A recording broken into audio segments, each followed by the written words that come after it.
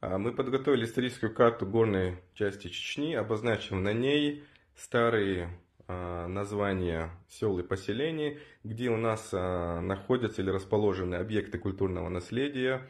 Речь идет про те объекты, на которых уже проведены проектно-изыскательские, а также ремонтно-реставрационные работы. В левом углу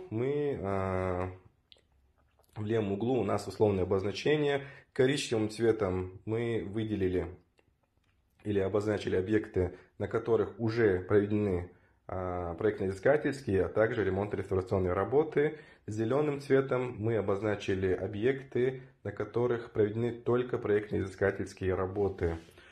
Далее у нас есть список объектов культурного наследия, названия башенных комплексов, а также отдельных проектов. И слева мы видим пиктограммы, которые обозначают статус того или иного объекта. Справа у нас условное обозначение. Мы выделили или обозначили 3 маршрута или направления. Это у нас Итум-Калинский район, Веденский район и Ачхой-Мартановский район. Возьмем Итум-Калинский район. Здесь мы видим селение Шатой. И первый объект по пути следования — это у нас селение Нихолой. Там была отреставрирована сторожевая башня Нихолойская. Далее у нас объекты. Это у нас полубоевая башня Ушкалойская, Бугоройская боевая башня, Гухойская боевая башня.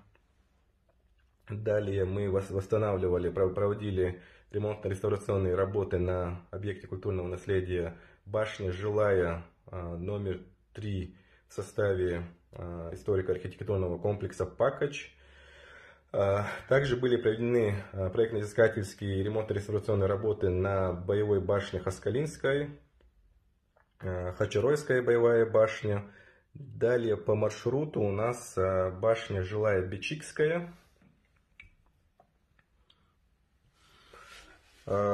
комплекс сооружения городка мертвых Цойпиде.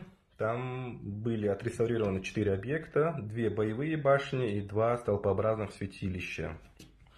И дальше мы видим 2 комплекса. Это у нас Мешийский историко-архитектурный комплекс и Тертийский историко-архитектурный комплекс. Мы обозначили их зеленым цветом, так как там уже были проведены проектно-изыскательские работы и есть проект реставрации, но еще не проведены ремонтно-реставрационные работы.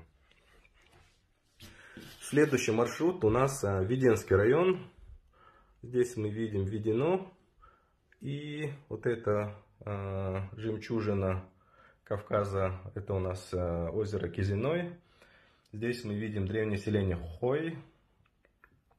Далее Кизиной, историко-архитектурный комплекс Алдамгези, где были уже отреставрированы 2 объекта. Это у нас мечеть и башня Жилая, называемая в народе башня Дауда.